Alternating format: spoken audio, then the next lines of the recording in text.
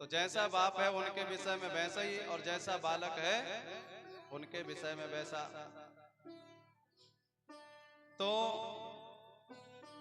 सुदामा जी को सबसे पहले श्री सुखदेव जी ने कहा कि कृष्ण अस्य सखा, कौन है?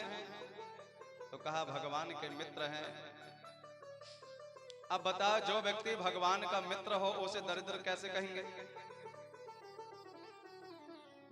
कोई व्यक्ति यदि मुख्यमंत्री के बगल में खड़ा होकर के केवल फोटो खिंचवा ले तो वो कम से कम दिन में 10 बार लोगों को दिखाएगा, देख लो हम ऐसे वैसे थोड़ी हैं। हम तो भैया मुख्यमंत्री के बगल में खड़े रहते हैं। और सुदामा जी कौन है? जो त्रिलोकी के स्वामी हैं, उनके हैं मित्र। एक बार की बात है, जब भगवान पढ़ने के लिए रथ में बैठ करके जा रहे थे, जंगल में से उनका रथ जा रहा था। एक जगह किसी के रोने की आवाज उन्हें सुनाई दी। भगवान ने रथ रुकवा दिया, रथ से उतरे और जिधर से रोने की आवाज आ रही थी भगवान उस तरफ गए।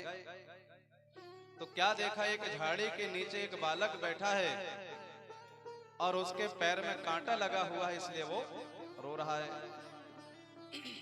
भगवान नीचे बैठ गए और जब उसके पैर को देखा तो भगवान समझ गए कांटा पक चुका है, कुछ दिन पहले का लगा है। सो भगवान ने धीरे धीरे अपने दोनों अंगूठे से चारों तरफ दाबना शुरू किया, तो वो कांटा खिसक करके कुछ ऊपर आया। कांटा तो दिखने लगा, लेकिन अब उसे पकड़ करके कौन निकाले? दोनों अंगूठे तो दाबने में लगे हैं, यदि अंगूठे के उठाएंगे वो कांटा फिर अंदर चला जाएगा। इसलिए भगवान ने पैर ऊपर उठाया और अपने दांत में से पकड़ करके उस कांटे को बाहर निकाल लिया। अब तो सुदामा जी और जोर से रोने लगे। तो भगवान ने कहा, भैया अभी तेरे पैर में लगा था कांटा, इसलिए तो रो रहा था, अब तो वो कांटा निकल गया, अब क्यों रोता है?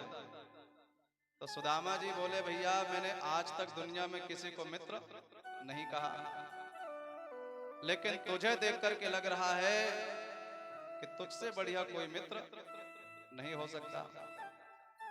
तो भगवान ने उसे भी रथ में बैठाए और मध्य प्रदेश में उज्जैनीपुरी में पहुंच गए। गुरु जी ने दोनों से सरस्वती पूजन करवाए। जय जय जय हे वीणा पाणी, जय जय जय हे वीणा पाणी, जय जय जय हो वीणा पाणी, जय जय जय हे वीणा पाणी, जय जय जय हे वीणा पाणी। शिव कल्याणी मातु भवानी, शिव कल्याणी माति भवानी, शिव कल्याणी मातु भवानी, शिव कल्याणी माति भवानी, जय जय जय हे वीणा पाणी, जय जय जय वीणा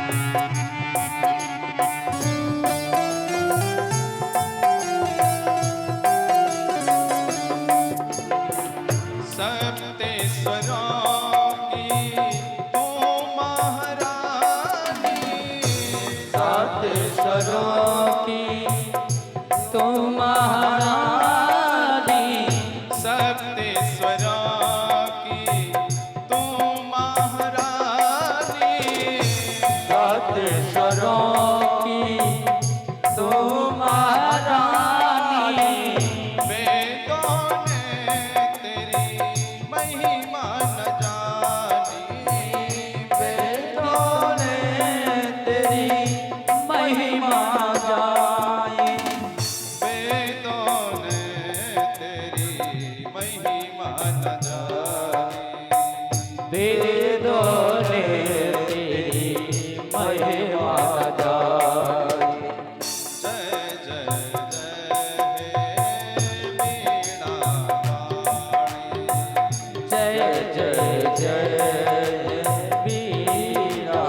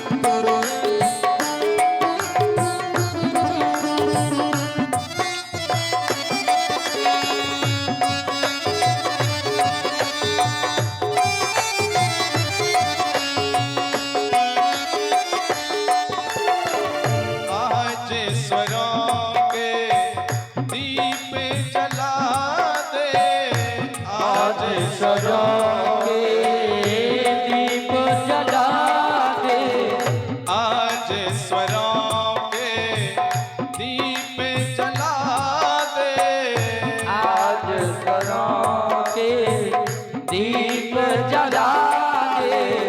रोमे रोमे संगीत जगा दे, लोम लोम संगीत गड़ा दे।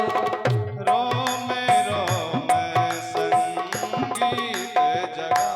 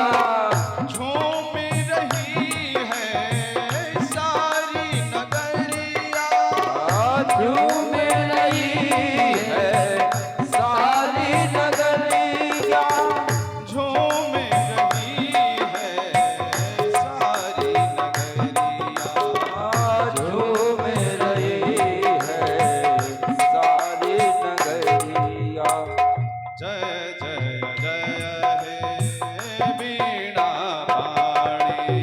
जय जय जय मां बीणा वाणी। जय जय जय मां बीणा वाणी।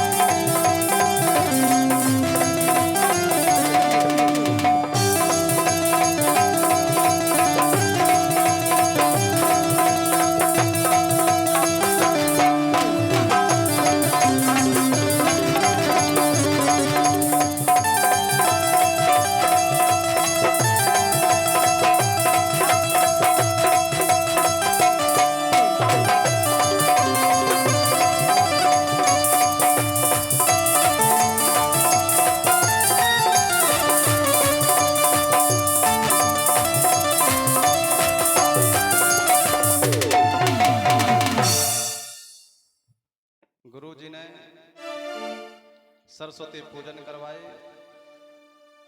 और दोनों को एक एक पाठ याद करने के लिए दे दिए।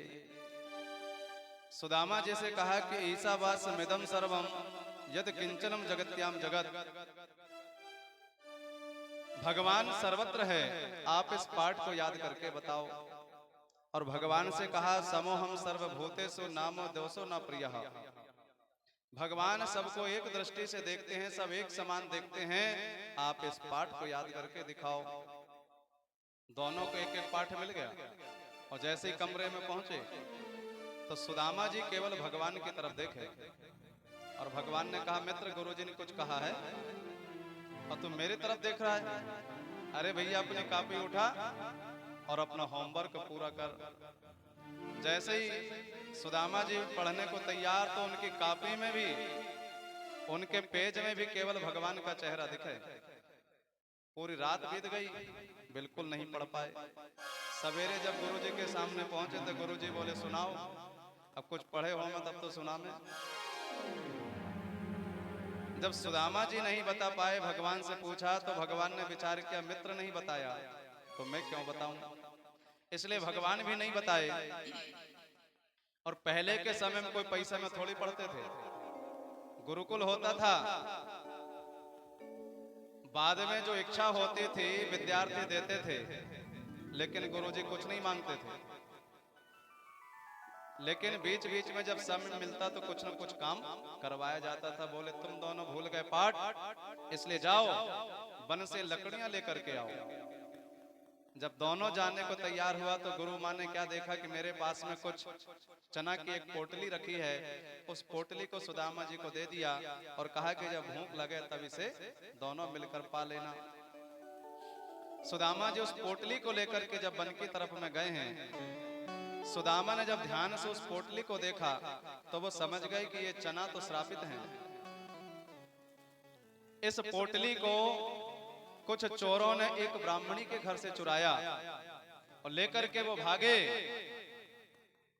उस बूढ़ी ब्राह्मणी ने देख लिया कि कुछ चोर मैं जिन्हें खेत से बीन करके लेकर के आई हुई चुरा करके भाग रहे हैं। भागते समय उन्हें कहा कि जो कोई इसे खाएगा वो दरिद्र हो जाएगा। इसलिए चोरों ने उस पोटली को गुरुकुल के गेट के सामने फेंक करके चले गए और वो पोटली गुरु माँ के पास में पहुंच गई और आज वही पोटली सुदामा जी के पास में पहुंच गई। तो सुदामा जी ने विचार किया यदि गुरु माँ ने कहा है कि दोनों मिलकर के खा लेना, तो सुदामा ने विचार किया यदि इसे कन्हैया खा लेगा, ये त्रिलोकी का स्वामी है, द्वारिकाधीश है, बनेगा, इसे यदि ये खा लेंगे तो ये भी दरिद्र हो जाएंगे।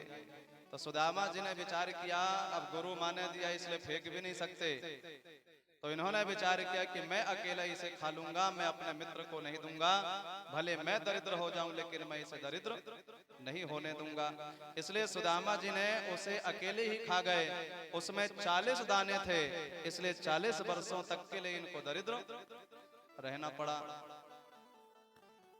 जब पढ़ाई पूरी हो गई तो दोनों साथ साथ गुरुकुल से निकले।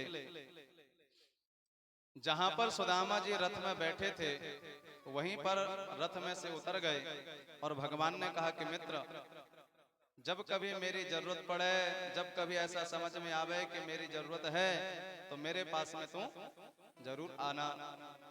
कहकर के भगवान चले गए और सुदामा जी महाराज गृहस्थी बसा करके रहने लगे। अब यदि ये जीवन है तो कुछ ना कुछ वृत्ति, कुछ ना कुछ कार्य करना पड़ता है। तो ब्राह्मणों की 4 प्रकार की वृत्ति है। पहले वृत्ति है सिलोंच वृत्ति। सिलोंच वृत्ति क्या? फसल कटती है तो खेत में जो गुच्छादार अन्न टूट करके गिर जाता है उसको कहते हैं सिला, और उसे बीन करके जो कार्य चलावे उसे कहते हैं सिलोंच वृत्ति। दूसरी वृत्ति होती उंच वृत्ति। अब 12 महीना खेत में कोई वो सिला थोड़ी मिलेगी, तो किसान क्या करता है, अपने अन्न को ले जाकर के सेठ साहूकार को बेच देता है। तो उसके मकान, उसकी दुकान के बाहर में जो अन्न पड़ा रह जाता है उसे बीन करके जो कार्य चलावे उसे कहते हैं उंच वृत्ति। तीसरी वृत्ति होती पुराण आदि, और चौथी वृत्ति होती है स्वान वृत्ति। जैसे कोई कोई व्यक्ति किसी सेठ साहूकार को देख करके उसी के पीछे पड़े रहते हैं, ये क्या है? स्वान वृत्ति, कुत्तों वाली वृत्ति। जो व्यक्ति कुत्ता पालता है वो जानता है जब कुत्ता को भूख लगी रहती है तो कुत्ता अपने मालिक को देख करके भौंकता है।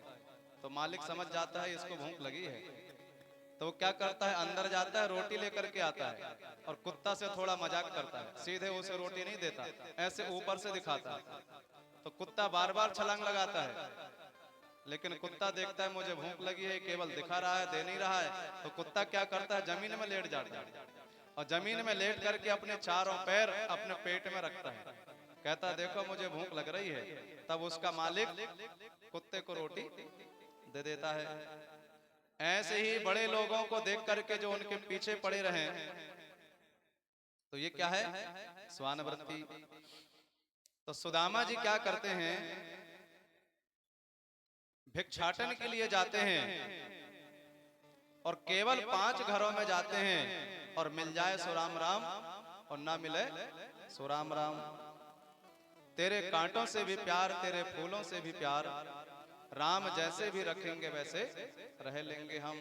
चाहे सुख हो चाहे दुख हो, राम जैसे भी रखेंगे वैसे रह लेंगे हम। लेकिन हम लोगों का जीवन पूरे रोते रोते बीत जाता है। सुदामा जी के पास में कुछ भी नहीं है, तब भी वो क्या करते हैं, तान के चादर सोए जा, खुशी के गीत गाए जा, यह नाव तो हिलती जाएगी, तू हंसता जा या रोता जा। जीवन है तो ये तो कटेगा ही, चाहे हंस करके बिता लो चाहे रो करके बिता लो। लेकिन हम लोगों का जीवन केवल रोते रोते बीत जाता है। हंसते कब हैं? हंसते तब हैं जब ये कैमरा हमारे तरफ आता है, और कोई कोई ऐसे होते हैं तब भी नहीं हंसते, इसलिए कैमरे वाले को कहना पड़ता है स्माइल, तब जाकर के थोड़े से दांत दिखते हैं। और मुस्कुराते हुए फोटो खींच लेते हैं, वही फोटो बना करके दादा दादी का फोटो दीवार में चिपका देते हैं। तो परिवार के कहते हैं देखो दादा दादी क्या बढ़िया मुस्कुरा रहे हैं। काय को मुस्कुराए, वो तो केवल थोड़े से कैमरे के सामने मुस्कुरा लिए, नहीं तो पूरा जीवन रोते रोते बीत गया। सुदामा जी केवल 5 घरों में जाते हैं, मिलने पर भी खुश हैं और ना भी मिले तो भी खुश हैं। आज के समय यदि किसी के पास ना रहे तो वो क्या करता है? चोरी का सहारा लेता है, दूसरे को लूटता है। लेकिन जो दूसरे के धन को पत्थर के समान माने, वही व्यक्ति है पर धन पत्थर जानिए, पर दिए मात समान। इतने पर हरि ना मिले तो तुलसी झूठ जवान। महाराष्ट्र में पंढरपुर में रांका जी हो गए। वो भगवान के बहुत बड़े भक्त थे। एक बार की बात है, उसी नगर में नामदेव जी रहते थे। नामदेव जी की पुत्री रांका की पुत्री से मिलने के लिए गई तो उसने क्या देखा कि इनके यहाँ पर शाम के लिए भोजन करने के लिए अन्न नहीं है। जब वो शाम को अपने पिताजी के पास में पहुंची तो नामदेव जी से कहने लगी कि पिताजी, मैंने सुना है कि रांका भगवान के बहुत बड़े भक्त हैं। बोले बिल्कुल है। तो उनके घर में 2 टाइम का भोजन भी क्यों नहीं है? तो नामदेव जी को भी आश्चर्य हुआ। नामदेव जी महाराज ने 56 बार भगवान का दर्शन किया था। जब भी उनकी इच्छा होती वो मंदिर में जाते, भगवान को प्रकट कर लेते। आज भी उनको भगवान से पूछना था, सो भगवान के पास में मंदिर में पहुंचे तो तुरंत भगवान प्रकट हो गए। तो नामदेव जी ने पूछा कि प्रभु, आप रांका को कुछ देते क्यों नहीं हो? भगवान ने कहा मैं दूंगा तो जरूर, लेकिन वो लेना ही नहीं चाहता। नामदेव जी बोले वाह, आप दो और सामने वाला लेवे ना, ऐसे कैसे हो सकता है? कहा मैं बहुत सही कह रहा हूं, मैं देना चाहता हूं लेकिन वो लेता ही नहीं। कहा नहीं नहीं, ऐसा हो नहीं सकता। तो भगवान बोले तुझे विश्वास नहीं हो रहा तो चल मैं दिखाता हूं। नामदेव जी को लेकर के भगवान कहां पहुंचे? रांका क्या करता था, रोज जंगल में जाता था। जंगल में जाकर के लकड़ियां बीनता था, गट्ठर लेकर के आता था, गांव में नगर में बेचता था। रांका वांका जैसो जीवन या कलिकाल, कठिन है काहू हरिजन को। रांका वांका जैसो जीवन या कलिकाल, कठिन है काहू हरिजन को।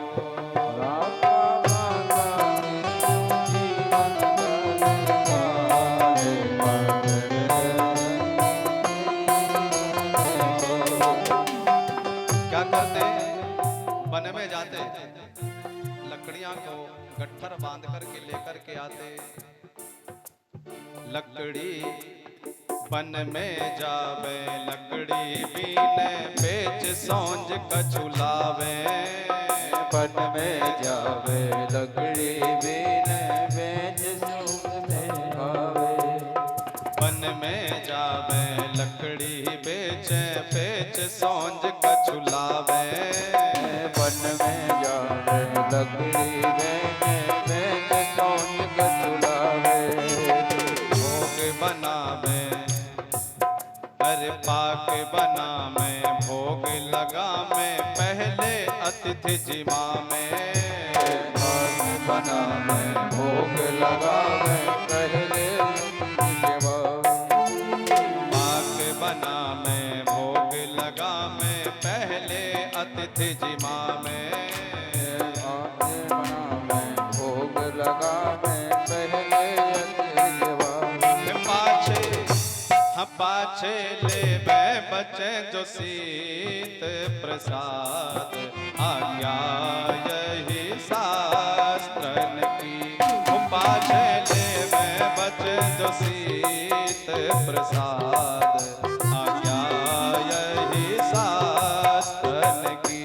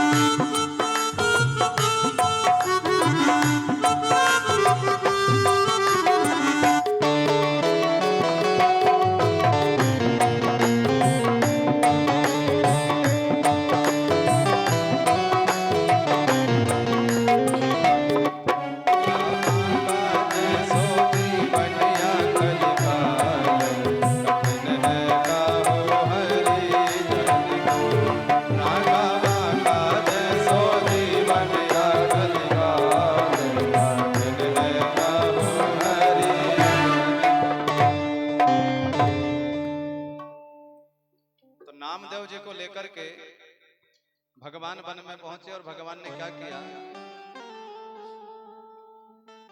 जिस रास्ते से रांका जा रहा था उसी रास्ते में कुछ सोना जमीन में फैला दिए और सोने की पोटली बांध करके रख दिए। रांका सवेरे सवेरे भगवान का कीर्तन करते जंगल की तरफ जा रहा था। उसने देखा रास्ते में, अरे इतना सोना पड़ा है। रांका ने विचार किया, अरे राम राम, सवेरे सवेरे होना चाहिए भगवान का दर्शन, और दर्शन किसका हो रहा है? माया का।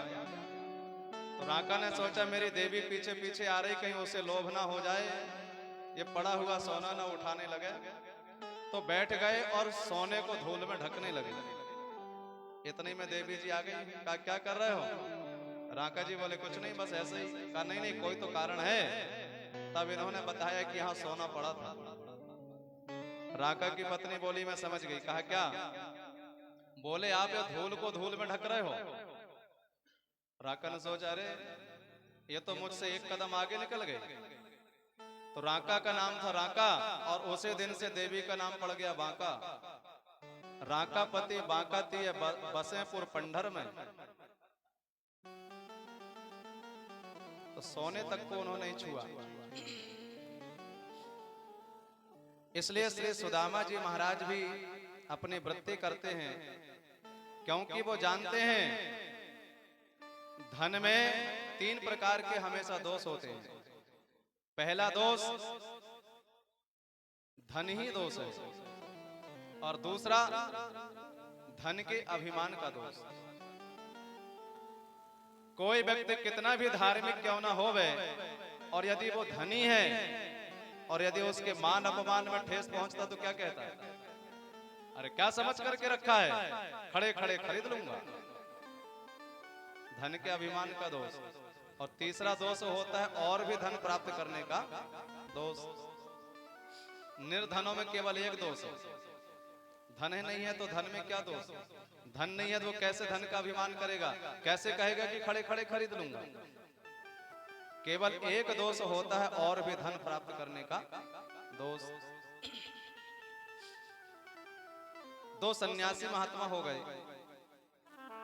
एक का नाम था चूड़ाकर्म, दूसरे का नाम था वीणाकर्म। चतुर्मास चल रहा था, दोनों आपस में सत्संग करते थे। एक दिन चूड़ाकर्म सुना रहे थे, वीणाकर्म सुन रहा था, और बीच बीच में वो फटा हुआ बांस बजा रहा था।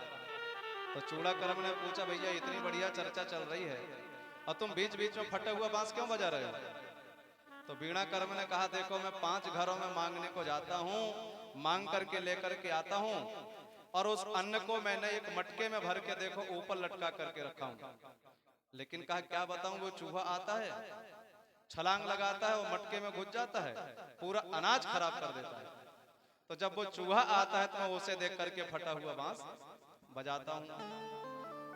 चूड़ाकर्म ने सोचा ऐसा कैसा चूहा है, यहाँ से छलांग लगाता है उतने ऊपर पहुंचता है। चूहा के पीछे पीछे चूड़ाकर्म गए तो एक बिल है, वो चूहा उस बिल के अंदर घुस गया। चूड़ाकर्म ने बिल खोदना शुरू किया तो उस बिल में से उनको बहुत सारा धन मिल गया। दूसरे दिन फिर सत्संग शुरू हो गया। वो वीणाकर्म फिर बीच बीच में फटे हुए बांस बजावे। आप चूड़ाकर्म ने पूछा आप क्यों बजाते हो? कहा वही चूहा आ रहा है। तो कहा उसे आने दो, पर ये बांस मत ना बजाओ। चूहा आया, पहले तो वो छलांग लगाता था, सीधे मटके में पहुंचता था, लेकिन आज धीरे धीरे आया, छलांग लगाया, लेकिन मटके तक नहीं पहुंचा, बीच से टपक गया। अब जितने जितने कोशिश उसने किया उतने उतने उसकी शक्ति कम होती गई। बेचारा थक गया, हार गया, लौट के चुपचाप वापस चला गया।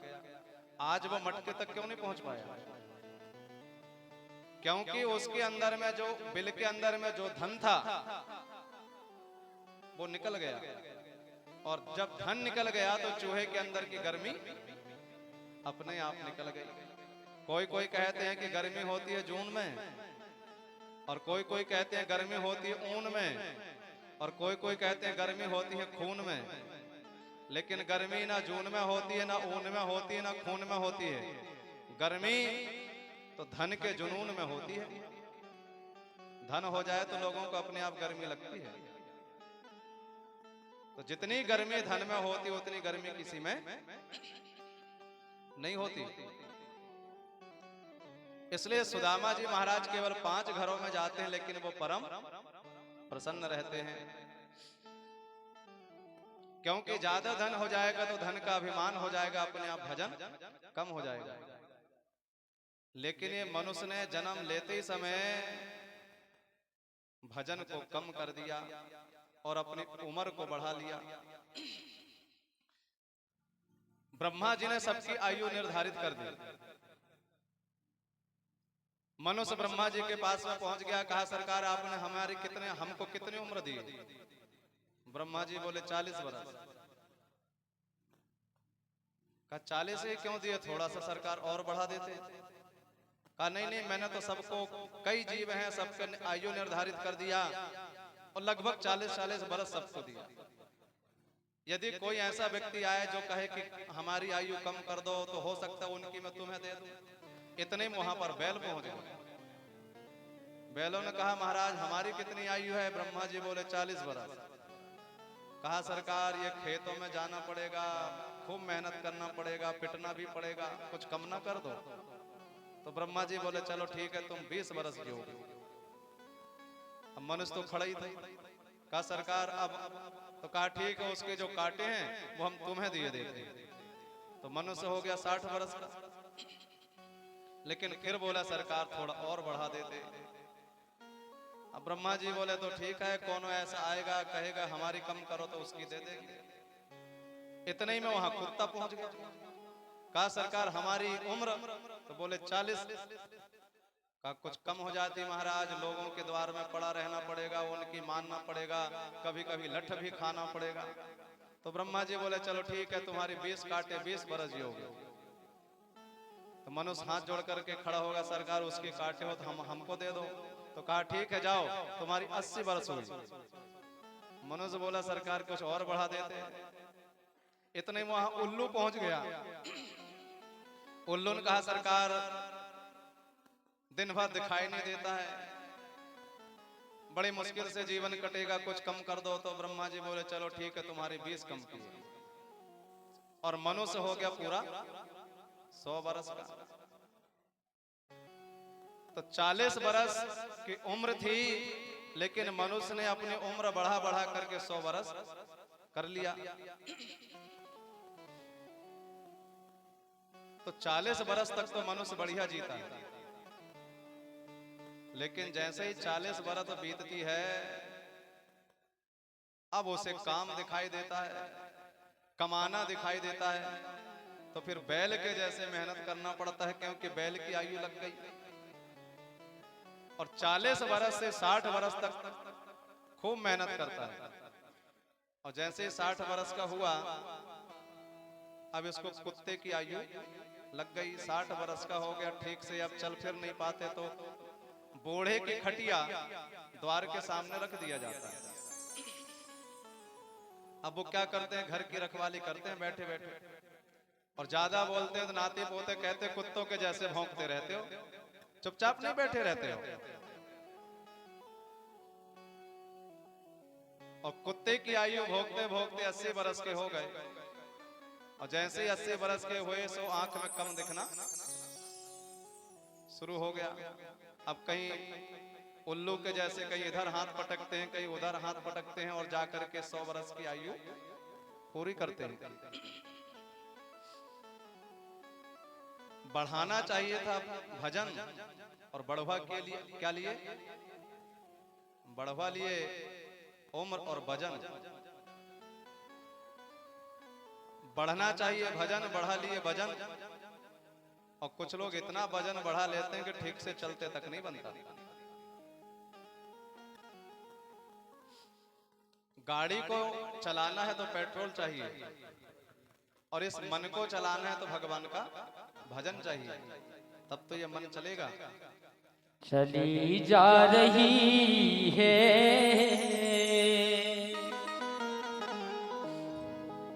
चली जा रही है उम्र धीरे धीरे चली जा रही है उम्र धीरे धीरे।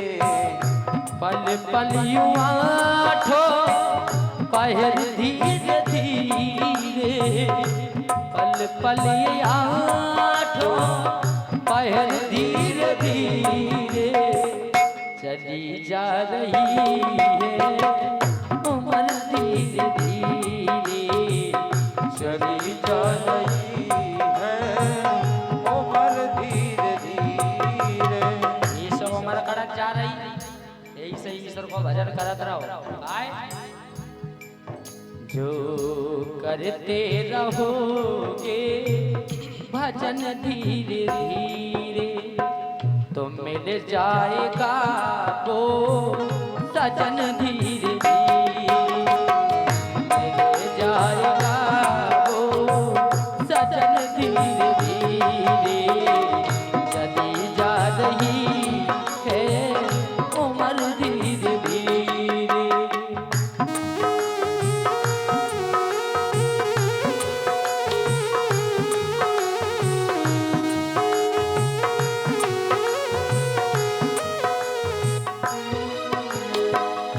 बचपन भी जाए जवानी भी जाए। बचपन भी जाए जवानी भी जाए। हे बचपन भी जाए भैया जवानी भी जाए। बचपन भी जाए जवानी भी जाए। बुढ़ापे का होगा असर धीरे धीरे।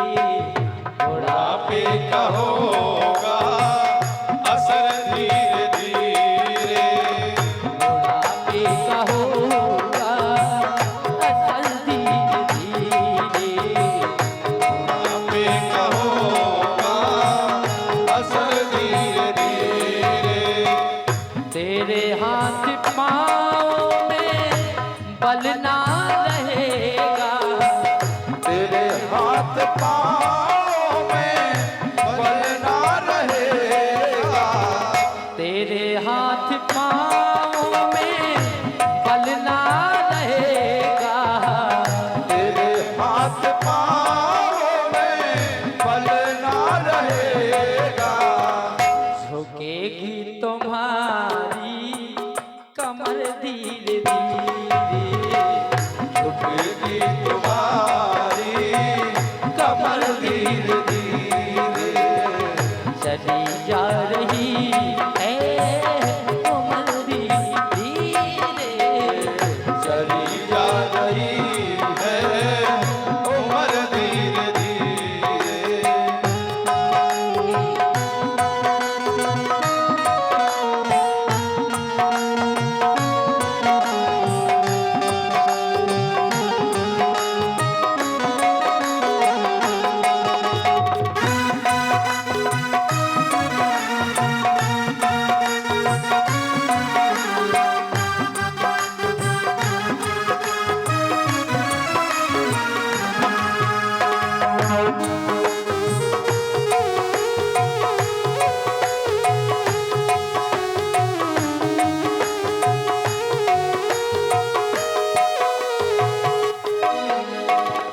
शिथिल अंग होंगे एक दिन तुम्हारे। शिथिल अंग होंगे एक दिन तुम्हारे। शिथिल अंग होंगे एक दिन तुम्हारे। शिथिल अंग होंगे एक दिन तुम्हारे। फिर मंद होगी फिर मंद होगी नजर धीरे धीरे। मंद होगी नजर धीरे धीरे। चली जा रही है उम्र धीरे धीरे। चली जा रही है उम्र धीरे धीरे। बुराई से मन को अपने हट से मैंने को अपने हटा दे, बुराई से मल को अपने हटा दे, बुराई से मैंने को अपने हटा ले। सुधर जाए तेरा, सुधर जाए तेरा जीवन धीरे धीरे, सुधर जाए तेरा जीवन धीरे धीरे, ओ पल पल यूं आठो पैर धीरे धीरे, पल पल यूं आठो पहर धीरे धीरे, हे पल पल आठो पैर धीरे धीरे, पल पल यूं आठो पहर धीरे धीरे, ओ चली जा रही है उम्र धीरे धीरे, चली जा रही है उम्र धीरे धीरे, बदले भजन तू अभी धीरे धीरे, बदले भजन तू अभी धीरे धीरे, तो मिले जाएगा वो सजन धीरे धीरे, मिल जाएगा वो सजन धीरे धीरे, चली जा रही है उम्र धीरे धीरे, चली जा रही है उम्र धीरे धीरे, चली जा रही है उम्र धीरे धीरे। बोले वृंदावन बिहारी लाल की। सुदामा जी महाराज केवल अपना कर्तव्य करते हैं और रात दिन भगवान का स्मरण चिंतन करते रहते हैं, विचार करते हैं। जो बड़ा कीमती यह मानव तन है, जिस मानव तन को देवताओं से भी दुर्लभ बताया गया, तो यह तन भगवान ने बड़ी कृपा करके हम लोगों को दिए हैं। आज के समय में क्या होता है, चिंतन करना चाहिए भगवान की। हम लोग चिंतन किसका करते हैं? संसार की।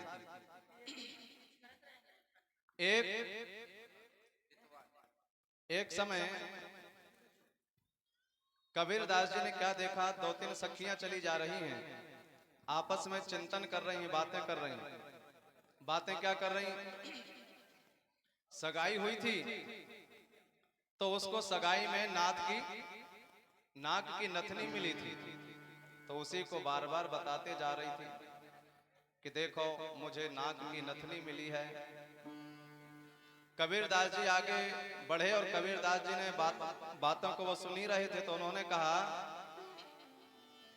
नथनी दीनी यार ने तो चिंतन बारंबार, नथनी दीनी यार ने तो चिंतन बारंबार, और नाक दीनी करतार ने ताही दियो विसार। अरे ये नाक नहीं होती तो नथनी का क्या होता? तो सबसे पहले तो भगवान ने नाक दिया है। लोग कहते हैं कि भैया भगवान ने ऐसा बनाया,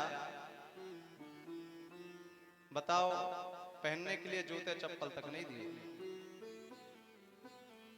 पहनने के लिए भगवान ने जूता चप्पल नहीं दिए, लेकिन भगवान ने पैर तो दिया है।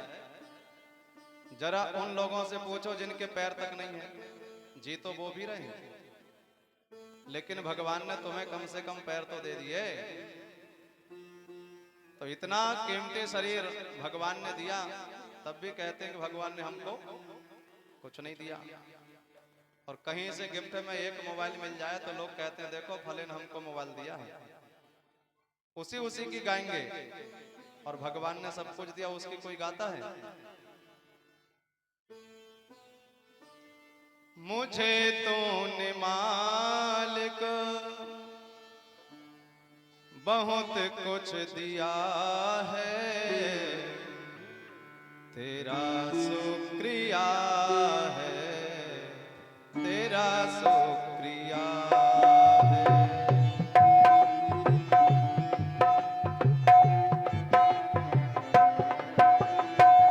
मुझे तूने मालिक बहुत कुछ दिया है, मुझे तूने मालिक बहुत कुछ दिया है, तेरा शुक्रिया है, तेरा शुक्रिया है।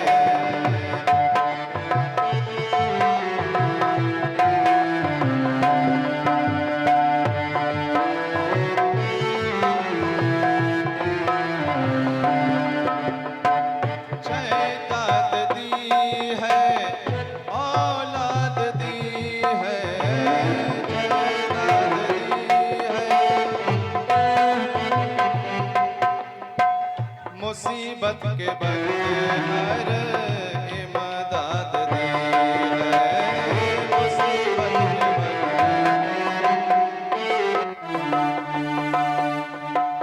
तेरा ही दिया मैंने खाया पिया है, तेरा ही दिया मैंने खाया पिया है, तेरा शुक्रिया है, तेरा शुक्रिया है।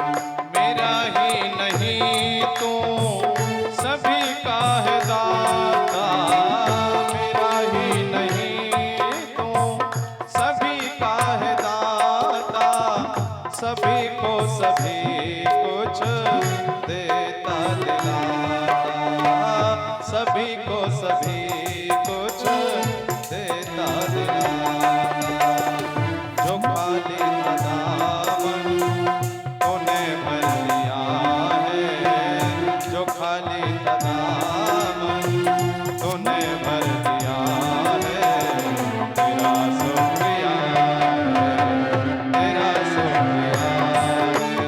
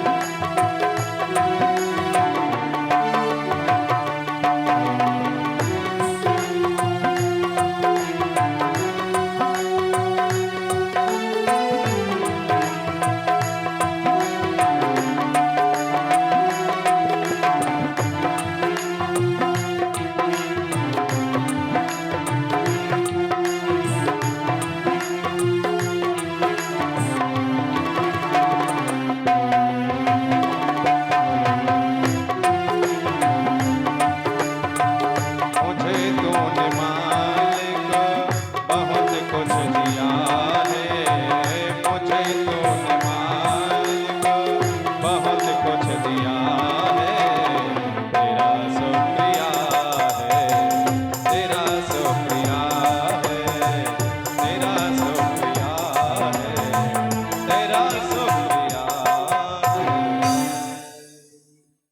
भगवान ने हमें सब कुछ दिया, इसके बाद भी हम भगवान की नहीं गाते, और दुनिया वाले थोड़ा सा कुछ दे देते हैं तो रात दिन हम उसी की गाते रहते हैं।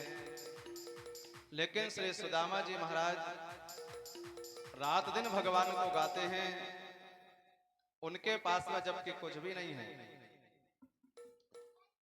जैसे ठंड के समय में कुत्ता राख में बैठ जाता है और राख में बैठ करके पूरी रात काट लेता है, ऐसे ही श्री सुदामा जी महाराज के पास में ना तो ठीक से खाने को है, ना ठीक से पहनने को है। इधर द्वारिकाधीश भगवान ने देखा कि कितने वर्ष बीत गए, लेकिन मेरा मित्र द्वारिका आने का विचार तक नहीं कर रहा है। और वो समझ गए कि चाहे कुछ भी हो जाए लेकिन ये आने वाला नहीं है। इसलिए भगवान ने विचार किया कुछ ना कुछ करना पड़ेगा। एक दिन स्वयं भगवान महात्मा बने और साधु बनकर के सुदामा के झोपड़ी में आकर के आवाज लगाई, भिक्षाम देहि। इतना सुनना था, सुशीला जी बाहर आई और साधु को देख करके आंखों में आंसू आ गए। भगवान ने कहा, रे तुम्हें नहीं देना है तो ना दो, आखिर आंखों में आंसू क्यों? तो सुशीला जी बोले कि नहीं नहीं, मैं तो देना चाहती हूँ, लेकिन मैं क्या बताऊं, मैं तो चाहती हूँ साईं इतना दीजिए जामे कुटुंब संभाल, मैं भी भूखा ना रहूं, साधु ना भूखा जाए। लेकिन महाराज मैं क्या करूं, आज तो मेरे बच्चे स्वयं भूखे हैं, मैं आपको भला क्या दे सकती हूं? भगवान बोले, ओहो बड़े आश्चर्य की बात है, तुम्हारा जो पति है वो द्वारिकाधीश का मित्र है और द्वारिकाधीश के मित्र की यहाँ कुछ नहीं है, ये तो बड़े सोचने की बात है। कहकर के भगवान तो चले गए, लेकिन सुशीला जी प्रसन्न हो गई। इतने ही में सुदामा जी जो लौट करके वापस आए तो उन्होंने देखा आज तो मुझे कुछ नहीं मिला, लेकिन ये इतनी प्रसन्न क्यों है, इतनी खुशी क्यों है? सुदामा जी ने पूछा तो उन्होंने कहा, देखो मुझे आज एक बात का मालूम हुआ है। कहा क्या? बोले मैंने सुना है कि आप द्वारिकाधीश के मित्र हो। सुदामा जी ने सोचा ये बात मैंने आज तक दुनिया में कभी किसी से नहीं कहा, किसी से नहीं बताया, आखिर इसे कैसे मालूम हुआ? तो सुदामा जी ने पूछा आखिर तुझे किसने बताया? बोले आज एक महात्मा जी आए थे, महात्मा जी बता रहे थे। सुदामा जी ने सोचा जब मैंने किसी को बताया ही नहीं तो ये महात्मा कौन है जिसे पता चल गया? तो सुदामा जी बोले अच्छा एक बात बता, वो जब बोल रहा था तो उसके गाल में कुछ गड्ढे से पड़ रहे थे क्या? बोले हाँ हाँ गड्ढे तो पड़ रहे थे। उसके बाल घुंघराले से थे क्या? बोले हाँ हाँ बाल तो घुंघराले थे। तो सुदामा जी समझ गए ये साधु कौन था। और सुशीला जी बोली आपके मित्र जब द्वारिकाधीश हैं तो आप वहां जाते क्यों नहीं हो? तो सुदामा जी ने कहा कि सुनो मैं कभी भी उसके पास में मांगने के लिए जाने वाला नहीं हूं। तो सुशीला जी बोली मैं मांगने के लिए थोड़ी कह रही हूं, अरे आपका मित्र है तो बोलो मित्र के पास में मिलने के लिए जाना चाहिए कि नहीं? कितने दिन बीत गए कभी मित्र के पास में नहीं गए। तो सुदामा जी ने सुशीला जी ने सोचा यदि मैं मांगने के लिए कहूंगी तो कभी जाने वाले नहीं है। तो उन्होंने कहा मैं मांगने को थोड़ी कह रही हूं, मित्र हैं मित्र के दर्शन करना चाहिए। तो सुदामा जी बोले हाँ ये तो बिल्कुल ठीक कह रही है, अयम ही परमो लाभो उत्तम श्लोक दर्शन, भगवान के दर्शन होंगे। लेकिन कहा सुन बहुत दिनों के बाद में यदि मित्र के पास में जामे, माता पिता के पास में जामे, गुरु जी के पास में जामे तो कुछ ना कुछ लेकर जाना चाहिए। अब तेरे पास में क्या रखा है कि मैं भेंट लेकर के जाऊं? अब तो इन्होंने विचार किया कि मैं ऐसा गुप्त पत्र पहुंचाऊंगी कि देखने वाला अपने आप समझ जाएगा कि खाने को भी नहीं है। सुशीला जी तुरंत मांगने को निकल गई। गांव के कुछ लोगों ने विचार किया कि भैया अभी तक तो ब्राह्मण देवता आते थे, पंडित जी आते थे, अब तो पंडित आने भी शुरू कर दी। तो कुछ लोगों के जो दरवाजा थे वो अपने आप बंद हो गए, क्योंकि आज के समय में भी काम के लोग चंद मिलते हैं और जब आता है मुसीबत का वक्त तो सबके दरवाजे बंद मिलते हैं। सुख में आन सबई मिल बैठत रहत चहु दिस घेरे, और विपत्ति पड़े काहू नेरे न आवत सब ही संग छोड़े। सुख में सब साथी बन जाते हैं, 10-20 मोटरसाइकिल है तो 10-20 मित्र आगे पीछे घूमते हैं, और आज के समय के और भी गजब के मित्र हैं। जब किसी को देखता है कि गुटखा निकाला है, जैसे ही पाउच निकाला तो कहता है भैया मैं तेरा मित्र हूं, लाओ थोड़ा हमको भी खिलाओ। तो गुटखा खाने के लिए मित्र बन गया, और जब तक मुंह में गुटखा है तब तक है मित्र, और मुख का गुटखा समाप्त के मित्र भी समाप्त। लेकिन 4 घरों से, क्योंकि सभी का जो धन है, सभी का जो अन्न है, वो भगवान के काम में, धर्म के काम में उपयोग नहीं आता। लेकिन 4 घरों से 4 मुट्ठी चावल तंदूर लेकर के वो आ गई, पोटली में बांध ली, सुदामा जी लेकर के चले। जैसे ही मार्ग में पहुंचे हैं, एक नदी पड़ी है। इतने ही में वहां पर भगवान नाविक बनकर के नाव लेकर के पहुंच गए। सुदामा जी को नाव में बैठाया और उस पार पहुंचा दिए। सुदामा जी ने पूछा भैया चलते चलते ये तो बताते जाओ द्वारिका कितनी दूर है। भगवान ने कहा कि तुम्हारा शरीर देख करके मैं कह सकता हूं द्वारिका कितनी दूर है। सुदामा जी समझ गए इसका मतलब अभी द्वारिका बहुत दूर है। कहा चलो ठीक है, मैं तो बाद में भी चला जाऊंगा, अभी मैं थोड़ा आराम कर लेता हूं। और वृक्ष के नीचे नदी के किनारे सुदामा जी सो गए। देखो 2 प्रकार की होती है भक्ति। एक होती है बिल्ली के बच्चों वाली, और एक होती है बंदरों के बच्चे वाली। बंदरों को एक जगह से दूसरे जगह पर जाना है तो वो क्या करते हैं, अपनी मां को पकड़ लेते हैं। और बिल्ली के बच्चों को यदि दूसरी जगह में जाना है तो बिल्ली की मां पकड़ करके अपने आप उसे दूसरी जगह में पहुंचा देती है। तो भक्ति कौन सी बढ़िया है, बिल्ली के बच्चे वाली या फिर बंदरों के बच्चों वाली? बढ़िया भक्ति है बिल्ली के बच्चों वाली, कुछ नहीं करना पड़ता, और जहां जाना है सो अपने आप पहुंच गए। एक पूरा परिवार गया वृंदावन में, और 7 कोस की श्री गोवर्धन जी की परिक्रमा की तो पूरे परिवार के लोग थक गए। लेकिन एक छोटा सा बालक था, वो उछल कूद कर रहा था। किसी ने पूछा क्यों भैया तूने परिक्रमा नहीं किया क्या? वो बोला नहीं परिक्रमा तो मैंने भी किया हूं। तो ये सब थक गए, तू नहीं थका?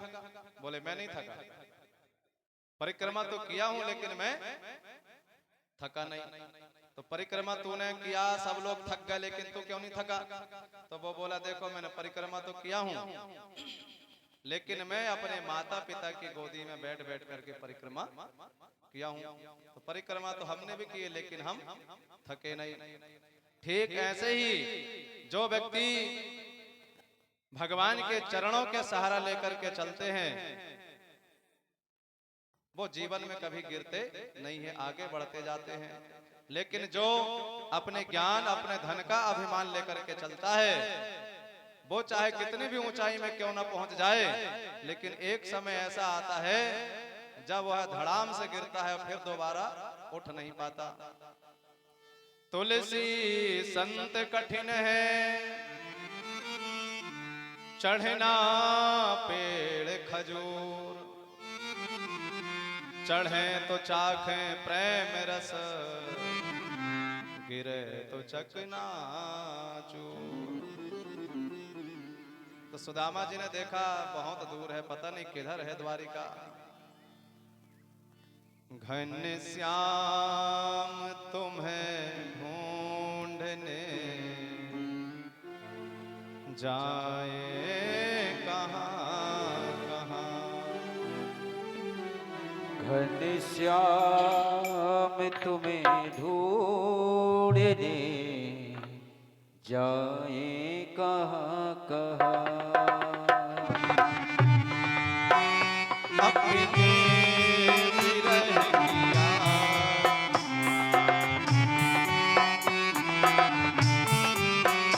अपने विरह किया दिलाए कहां कहां। अपने विरह की याद दिलाए कहां कहां।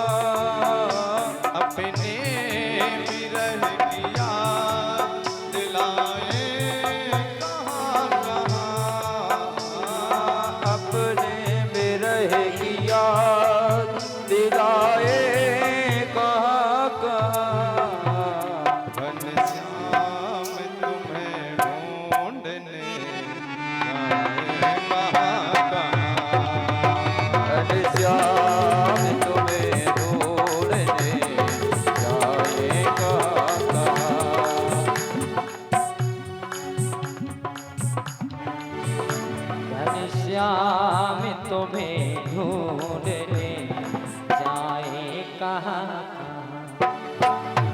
घनश्याम तुम्हें ढूंढने जाएगा।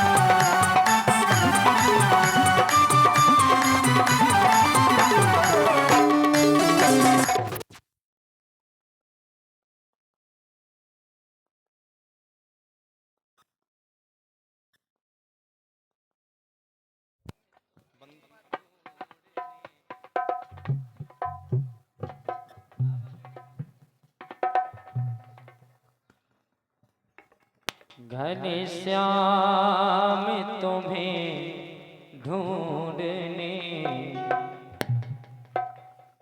घनश्याम तुम्हें ढूंढने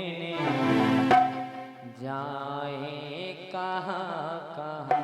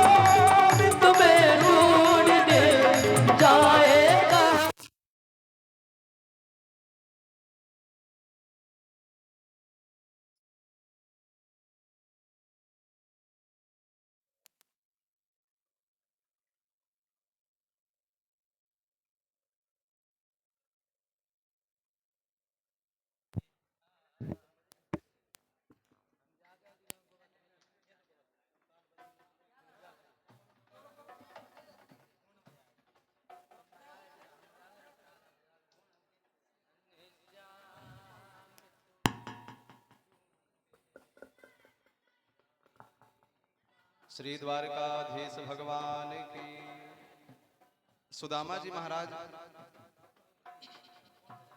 नदी के किनारे वृक्ष के नीचे सो रहे थे, लेकिन जब उनकी नींद टूटी, जब आंखें खुली तो क्या देखा, बहुत सारे लोग आ रहे हैं, जा रहे हैं। आने जाने वाले लोगों से पूछा, भैया जी द्वारिका कहाँ है? उन्होंने कहा, ब्राह्मण देवता यही तो द्वारिका है। अच्छा ये द्वारिका है? बोले हाँ। तो कहा फिर एक बात बताओ, द्वारिकाधीश कहाँ रहता है? जो कन्हैया है वो कहाँ रहे? अरे कहा, ब्राह्मण देवता क्या तुम्हें मालूम नहीं है, उनका नाम लेने से पहले कितना कितना विशेषण लगाना पड़ता है। श्री श्री 1008 राजाधिराज द्वारकाधीश श्री कृष्णचंद्र जी महाराज। सुदामा जी बोले, अच्छा भैया इतना लंबा चौड़ा नाम हो गया है, तो फिर बताओ वो कहाँ रहे? अरे कहा, उनके विषय में क्या पूछना है, जितने भी बड़े बड़े महल दिखाई दे रहे हैं सब उन्हीं के तो हैं। सो सुदामा जी आगे बढ़ गए और सीधे वो भागवत जी के अनुसार सीधे अंतःपुर में पहुंच गए, क्योंकि भगवान का सीधा आदेश है, कोई भी साधु कोई भी ब्राह्मण बिना रोक टोक किए मेरे पास में आ सकते हैं। इसलिए सुदामा जी अंदर चले गए। लेकिन कथा जग प्रसिद्ध है और श्री नरोत्तम दास जी महाराज ने बड़ा सुंदर भाव सजाया है। जैसे ही सुदामा जी अंदर जाने लगे, द्वारपाल ने रोक दिया और द्वारपाल बोला कि ब्राह्मण देवता लगता है कि कुछ मांगने को आए हो। सुदामा जी बोले, नहीं नहीं मैं कुछ मांगने को नहीं आयो। अच्छा तो लगता है कि किसी ने तुम्हें सताया है। कहा, नहीं नहीं मुझे किसी ने नहीं सताया। अच्छा कुछ मांगने को नहीं आए, किसी ने तुम्हें सताया भी नहीं, फिर यहाँ क्यों आए? तो सुदामा जी बोले, मेरो मित्र है, सो मैं मित्र से मिलवे को आयो हूँ। नीचे से ऊपर तक द्वारपाल ने देखा और मन में सोचने लगा, ऐसा मित्र होता है? ऐसा कोई मित्र है? फिर मन में विचार आया कि नहीं नहीं, उनकी महिमा उनकी लीला बड़ी विचित्र है, एक बार उनसे मुझे थोड़ा पूछ लेना चाहिए। इसलिए द्वारपाल बोला कि आप थोड़ा यहाँ खड़े रहो, मैं पूछ करके आता हूँ। द्वारपाल अंदर गया और हाथ जोड़ करके बोला कि महाराज, सेवा करते इस दास को बहुत वर्ष बीत गए, लेकिन आज जो विभूति द्वार में खड़ी है मैंने ऐसा आज तक नहीं देखा। भगवान बोले, क्यों? अरे कहा, लगता है कि वो कुछ पागल सा है। भगवान ने कहा, तुम कैसे समझ गए वो पागल है? कहा, उसके कपड़े फटे हैं। भगवान ने कहा, किसी के कपड़े फट जाएं तो क्या वो पागल हो जाता है? कहा, नहीं नहीं वो कुछ ऐसी बातें कर रहा है। क्या बातें कर रहा है? तो कहा, प्रभु सुनो। कोई घनश्याम, कोई घनश्याम से कह दो तुम्हारा यार आया है, तुम्हारा यार आया है। कोई घनश्याम से कह दो तुम्हारा यार आया है, तुम्हारा यार आया है। से कह दो तुम्हारा यार आया है, तुम्हारा यार आया है। कोई घनश्याम से कह दो तुम्हारा यार आया है, तुम्हारा यार आया है।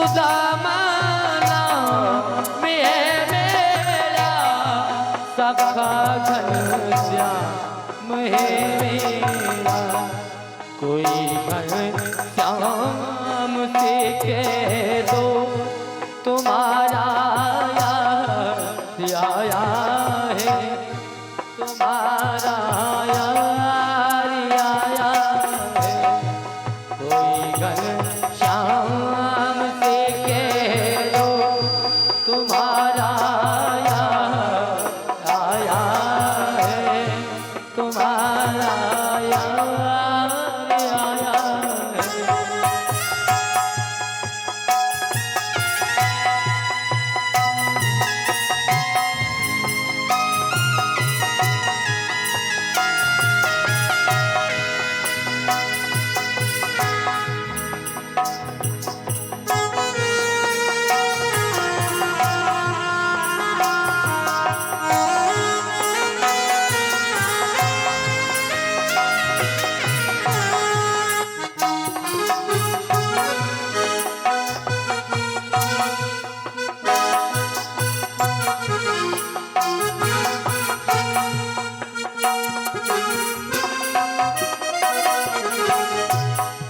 सुदामा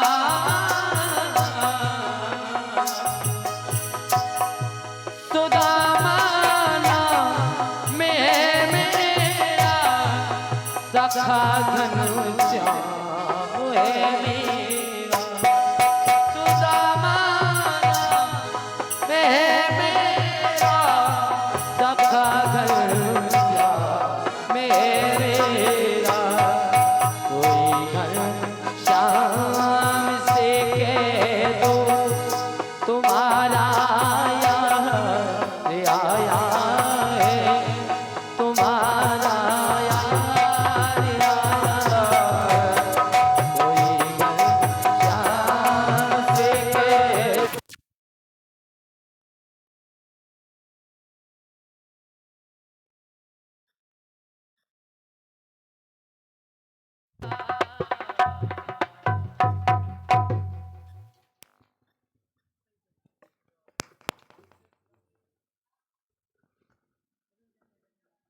श्री द्वारकाधीश भगवान की जय। द्वारकाधीश के सामने द्वारपाल खड़ा कहता है, प्रभु एक बड़ा ही विचित्र आज जो द्वार में खड़ा हुआ है, ऐसी विभूति आज तक मैंने नहीं देखा। शीश पगा न झगा तन पर प्रभु जाने को आही बसो के ही ग्रामा धोती फटी सिलटी दुपटी और पायो पाहन की नहीं सामा द्वार खड़ो दुज दुर्बल एक बतावत आपनो नाम सुदामा द्वार खड़ो दुज दुर्बल एक रहो चक सो वसुधा अभिरामा पूछत दीन दयालु को धाम बतावत आपनो नाम सुदामा जैसे ही भगवान ने सुदामा जी का नाम सुना, सिंहासन में भगवान बैठे थे, द्वार के तरफ भगवान दौड़ते हुए चले जाते हैं। उनका पीतांबर कहां गिर गया? पगतरी सिंहासन के पास में छूट गई। गले से लगा करके सिंहासन में ला करके सुदामा जी को बैठा दिए और स्वयं चरणों में बैठ गए। रुक्मणी जी से कहती हैं कि मेरे मित्र के लिए जल्दी जल लेकर के आओ। रुक्मणी जी ने विचार किया, विवाह होते इतने बरस बीत गए, आज पहला मौका है कि मुझे सेवा के लिए कहा गया। रुक्मणी जी अंदर गई, भगवान चरणों में बैठे और जब उनके चरणों को देखा, ऐसे बिहाल विवाह इन सो भय, कंटक जाल लगे पुन जोए। ऐसे बिहाल विवाह इन सो भय, कंटक जाल लगे पुन जोए।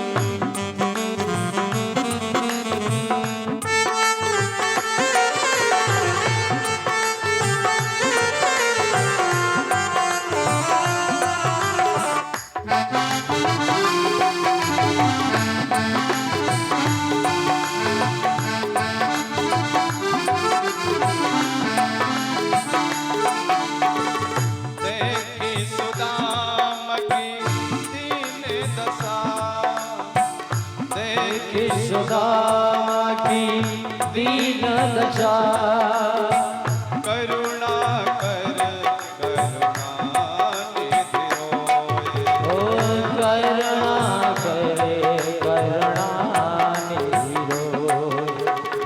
पानी परात को हाथ छुओ नहीं, पानी परात को हाथ छुओ नहीं, नैनन के जल सो पग धोए।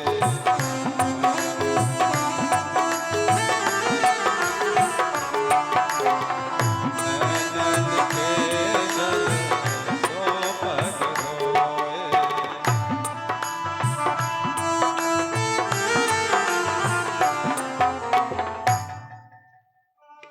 जब तक पानी आता तब तक भगवान के आंखों से जो आंसू निकले, उन्हीं से सुदामा जी के पैर धुल जाते हैं। सुदामा जी को स्नान करवा के सुंदर सुंदर वस्त्रों को पहनाए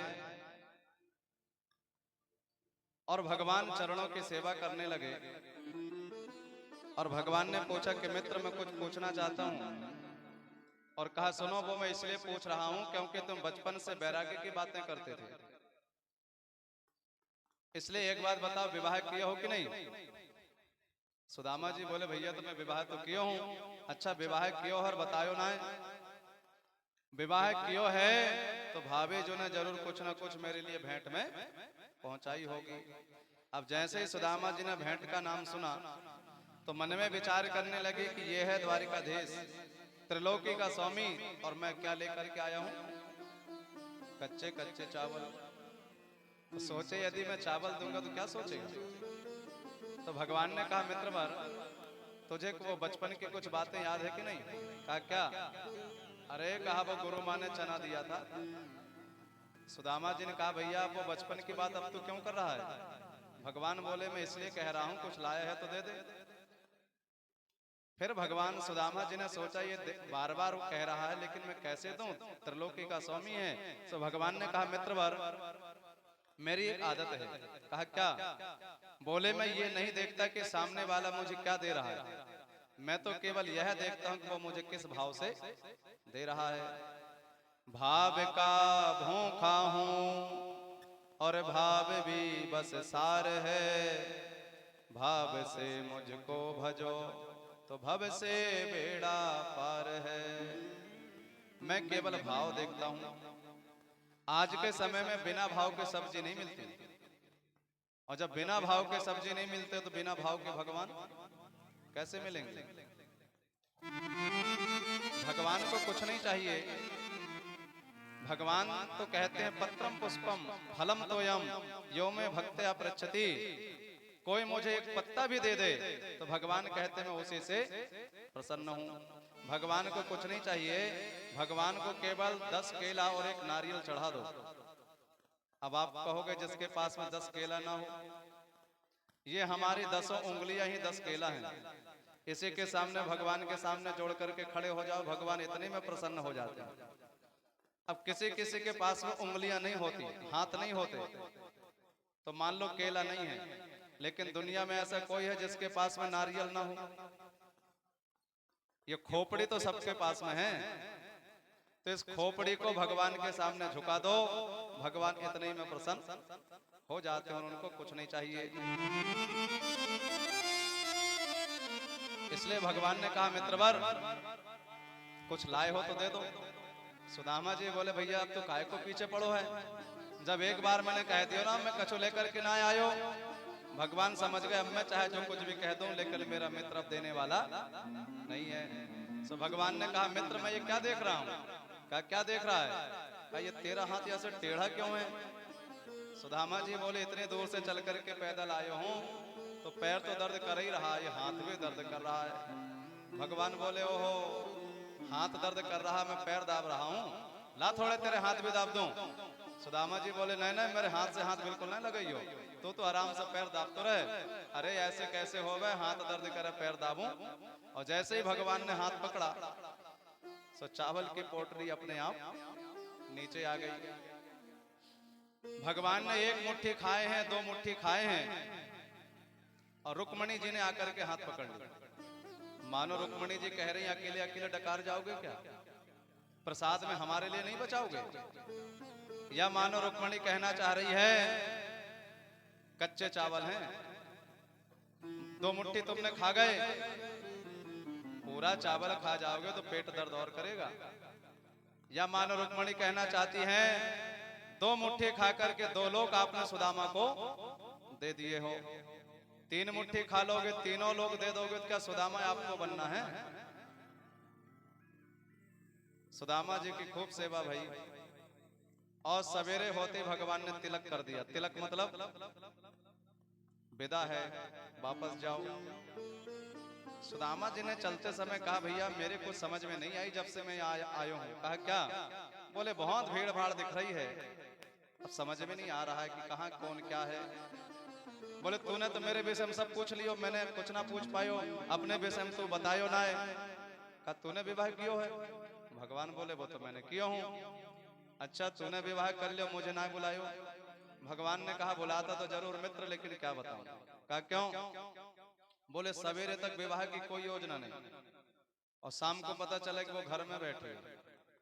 कहा मेरा जो विवाह हुआ ऐसे हुआ, बुलाने का समय नहीं रहा, इसलिए मैंने नहीं बुला पाया। अच्छा कहा देखो वो आ रही हूं, उनको आशीर्वाद दो। तो रुक्मणी जी आई, चरणों को धोई, प्रणाम करी, तो आशीर्वाद दे दिया अखंड सौभाग्यवती भव, पति प्रिय भव, पुत्रवान भव। लेकिन इतने में दूसरी आकर के खड़ी हो गई। सुदामा जी ने कहा भैया ये कौन है? भगवान बोले ये भी वही है। सुदामा जी बोले ओहो 2 विवाह कियो है? आशीर्वाद दे दिया अखंड सौभाग्यवती भव, पति प्रिय भव, पुत्रवान भव। लेकिन तीसरी आकर के खड़ी हो गई। सुदामा जी ने पूछा मित्र ये कौन है? भगवान ने कहा देखो मित्र बार पूछ करके बार बार शर्मिंदा मत करो। कहा जितने भी आ रहे हैं सो सब वही हैं। सुदामा जी बोले अच्छे 10-20 विवाह कियो है? भगवान ने कहा बताने की कोई जरूरत नहीं है, वो तो जो जितनी भी है सो सब सामने आ रही हैं, तुम तो आशीर्वाद देते जाओ, गिनते चले जाओ। सुदामा जी बोले चलो ठीक है गिन लूंगो। अब जितनी भी आती हैं सबको आशीर्वाद देते हैं, अखंड सौभाग्यवती भव, पति प्रिय भव, पुत्रवान भव। लेकिन जब 2-3 हजार निकल गई तो सुदामा जी ने आशीर्वाद 60 में कर दिया, भव भव भव। लेकिन जब 4-5 हजार निकल गई तो सुदामा जी थक गए, आवाज लगाई कन्हैया यहाँ आइयो। भगवान बोले कहा है, कहा सही बता कितनी है। भगवान बोले अबे तो आधो में भाई। सुदामा जी ने कहा भैया तब तो मैं अब आशीर्वाद नहीं दूं। अरे खड़े खड़े मेरे पैर दर्द करे, आशीर्वाद देते मुंह दर्द करे, हाथ दर्द करे। तो भगवान ने कहा कि मित्र तुम मेरे घर में झगड़ा लगा भी को आए होगा, आधे का आशीर्वाद दे दिया, आधे का आशीर्वाद ना दोगे। अब जिनको आशीर्वाद नहीं मिला वो झगड़ा करेंगे कि नहीं। सुदामा जी ने कहा भैया ये सब है तेरी अर्धांगिनी और तू है सबको अर्धांगा। कहा ये काम कर, सबके बदले में तू मुझे प्रणाम कर ले। ये भारत का ऋषि है कि भगवान को भी अपने चरणों में झुका देता है। और जब सुदामा जी चलने लगे तो भगवान ने कहा कि मित्र जरूर भावे जी ने कुछ ना कुछ संदेशा पहुंचाई होगी। तब सुदामा जी को याद आ गई और सुदामा जी ने कहा कि हाँ एक बात उन्होंने कहा है, एक मास 2 पक्ष में 2 एकादशी हो, मेरे घर गोपाल जो नित्य एकादशी हो।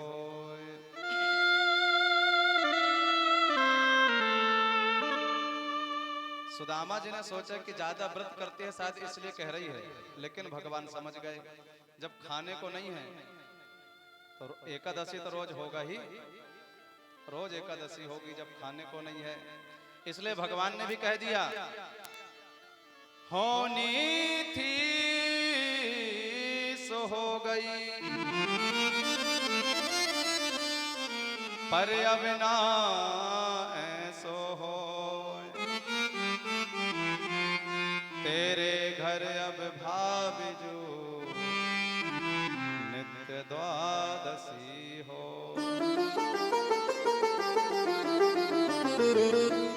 कहा अब चिंता करने की कोई जरूरत नहीं है, अब तो बढ़िया रोज चकाचक रहेगा, रोज द्वादशी होगी। सुदामा जी जब लौट करके वापस गए हैं तो जहां पर उनकी टूटी हुई झोपड़ी खड़ी थी, आज उन्होंने क्या देखा, बहुत विशाल एक महल, एक मंदिर बना हुआ है। तेरी कृपा के बिना हे प्रभु मंगल मूल एक पत्ता तक हिले नहीं, खिले ना कोई फूल। तेरे दरबार की अजब जलवा गिरी देखी, शहजादों की गर्दन भी तेरे दर पर झुकी देखी। तुझे देते तो नहीं देखा, पर झोली भरी देखी। भगवान ना जाने कब किसकी झोली को भर दे। सुदामा जी को जब वैभव प्राप्त हो गया तो वो और अधिक भगवान का भजन करने लगे। इधर भगवान ने देखा कि मैं यहाँ आया था पृथ्वी को भार से मुक्त करने के लिए, लेकिन मेरा परिवार बहुत बड़ा हो गया। जब परिवार बड़ा है तो क्या होगा। रावण ने एक समय देखा, रावण बैठ सभा एक बारा, देखी अमित आपन परिवारा। रावण बैठ सभा एक बारा, रावण बैठ सभा एक